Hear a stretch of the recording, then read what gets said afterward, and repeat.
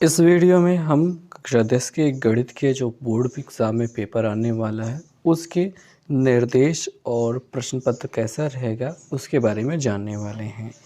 तो चलिए शुरुआत करते हैं। पहले बात तो ये कि केवल एक प्रश्न पत्र होता है, यानी कि कोई दूसरा गणित का पेपर नहीं होगा। गणित के इस पेपर की जो समय अवधि है वो 3 घंटे 15 मिनट है। सभी पेपर्स की समय अवधि 3 घंटे 15 मिनट है। सभी का पूर्णांक 70 नंबर है और सभी पेपर्स में आपको प्रारंभ के 15 मिनट विद्यार्थियों को पढ़ने के लिए प्रश्न पत्र पढ़ने के लिए निर्धारित किया गया है। तो ये सभी में समान रहने वाला है। अब सामान्य निर्देश जो गणित को लेकर के इसमें आपको दिए गए हैं। पहला है कि प्रश्न पत्र में कुल 7 प्रश्न हैं। दूसरा निर्देश है कि सभी प्रश्न करना अनिवार्य है, यानी ज़रूरी है, कोई भी छोड़ना नहीं है। तीसरा है कि प्रश्न पत्र के आरंभ में स्पष्ट किया गया है कि उसमें कितने खंड करने हैं आपको, तो वो आपको पहले ही बताया गया है। अगला निर्देश जो दिया गया है कि प्रत्येक प्रश्न के अंक उसके सम्मुख अंकित किए गए हैं। आगे कहा गया है कि प्रथम प्रश्न से आरंभ कीजिए और अंत तक करते जाइए। जो प्रश्न ना आता है उसमें समय नष्ट ना करें, व्यर्थ समय नष्ट ना करें। इसका अर्थ ये होता है भैया कि आपको टाइम वेस्टेज नहीं करनी चाहिए, शुरू में समय बचाना चाहिए, ज़्यादा से ज़्यादा क्वेश्चन करके निपटा देना चाहिए।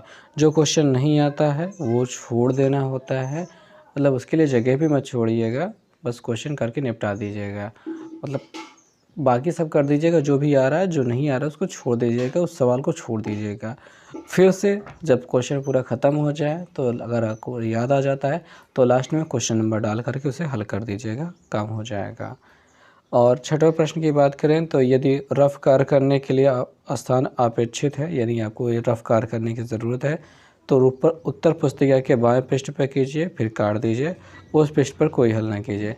यानी आपके कॉपी के 2 हिस्से रहने वाले हैं, इधर दाहिना पृष्ठ, इधर बायां पृष्ठ। आप दाहिने पृष्ठ में प्रश्नों को हल करेंगे, बाएं पृष्ठ में बिल्कुल हल नहीं करेंगे अगर आपको रफ कार्य करना है तो। और मैं तो सजेशन दूंगा कि यहाँ पे रफ कार्य करने की ज़रूरत नहीं है। ज़्यादा से ज़्यादा रफ आप क्या करेंगे, कुछ अंकों का गुणा करने के लिए ही आप प्रयोग करेंगे, तो गुणा करने वाला काम कॉपी के सबसे पीछे वाले पेज पे आप कर लीजिएगा। बस इतना सा गुणा करने की आपको शायद ज़रूरत पड़ेगी, और या फिर थोड़ा बहुत रफ काम करना होगा जो कि बहुविकल्पी प्रश्नों में रहेगा, तो आप कॉपी के सबसे पीछे वाले पेज पे कर लीजिएगा और उसको फिर काट दीजिएगा। इतना सा काम कर दीजिएगा और ये काम हो जाएगा। मेरे ख्याल से ये पर्याप्त रहेगा। और अगला है कि रचना के प्रश्नों के हल में रचना रेखाएं ना मिटाइए। रचना करते वक्त जो रेखाएं खींची जाती हैं उनको मिटाने की ज़रूरत नहीं। थोड़ी बहुत जो गलती हो जाती है उसको मिटा के ठीक किया जा सकता है, पर कोई भी जो कोड बनाते वक्त, जैसे आप 60 अंश का कोड बना रहे होते हैं, ऐसे खींचने के बाद इसको जब ऐसे काटते हैं तो अगर ये लाइन थोड़ी सी बड़ी हो जा रही है तो उसको हल्का सा मिटा करके छोटा कर दीजिए, पर एकदम से गायब मत कीजिए, ठीक है। और बस इतनी सी बात ये कहना चाहते हैं कि कोई भी चरण मिटाने की ज़रूरत नहीं है, आप बस एक बार को बना करके ख़त्म कर दें, ठीक है। अगला जो निर्देश है वो है प्रश्न संख्या 1 के अतिरिक्त सभी प्रश्नों के हल के क्रियापद स्पष्ट रूप से लिखना है, लिखिए।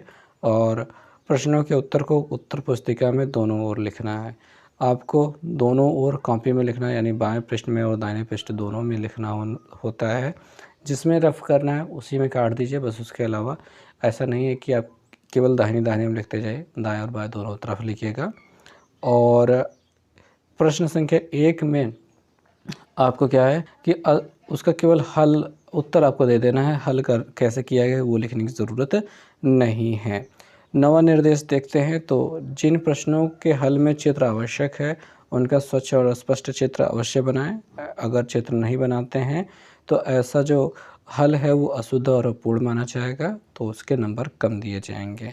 तो ये महत्वपूर्ण बातें हैं। अब आ जाते हैं प्रश्नों को देख लेते हैं। पहला प्रश्न जो होता है सभी 1 नंबर पे बहुविकल्पी प्रश्न होते हैं और टोटल 6 प्रश्न होते हैं। दूसरे प्रश्न की बात करें, ये बहुत छोटे प्रश्न होते हैं, थोड़ी देर में आ जाते हैं। ये सभी 1 नंबर के होते हैं और ये दूसरे प्रश्न में 4 क्वेश्चन टोटल होते हैं। तीसरे प्रश्न में आ जाते हैं। अब आगे सभी प्रश्नों में लगभग 4-4 ही प्रश्न रहने वाले हैं। तीसरे प्रश्न में 2-2 नंबर के 4 क्वेश्चन रहने वाले हैं। चौथा क्वेश्चन है उसमें भी 2-2 नंबर के 4 क्वेश्चन होने वाले हैं। पाँचवा जो क्वेश्चन है उसमें 4-4 नंबर के 4 क्वेश्चन होने वाले हैं, 4 क्वेश्चन हैं। और छठा वाला प्रश्न जो है इसमें भी 4 नंबर के 4-4 प्रश्न होने वाले हैं। इसके बाद सातवां, अब सातवें से पहले तक एक भी प्रश्न आपको छोड़ना नहीं होता है, किसी में अथवा वाला हिस्सा नहीं दिया गया होता है। सातवें में अथवा वाला हिस्सा दिया होता है, देखेंगे सातवें के काम में 2 हिस्से दिए गए हैं, 2 प्रश्न दिए गए हैं, अथवा बीच में लगाया गया है, यानी इन दोनों में से कोई एक करना है। फिर खा वाले हिस्से में आते हैं, इसमें से पहले या दूसरे में से कोई एक करना है क्योंकि बीच में अथवा लगाया गया है। कुछ बच्चे प्रश्न पूछते हैं कि क्या सर ऐसा हम कर सकते हैं कि जैसे मान लीजिए ये दोनों प्रश्न ही हमको आ रहे हैं, खा वाला छुए ही ना, तब क्या पूरा नंबर मिल जाएगा? तो ऐसा बिल्कुल भी नहीं है। आपको इन दोनों में एक करना है और खा वाले दोनों में से एक करना है।